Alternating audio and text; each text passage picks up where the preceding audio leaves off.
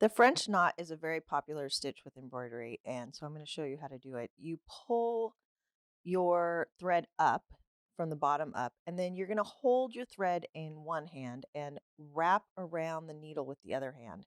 And while you're holding the thread, you're going to push your needle back into, with that wind on, your thread back into the back and pull it through. And that wind creates a little knot. So let's do it again.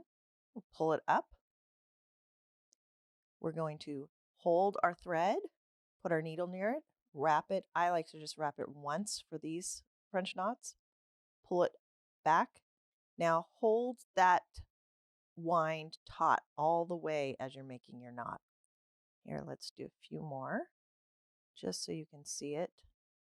If you don't hold your wind, sometimes the knot can form somewhere else on the thread and not at the fabric.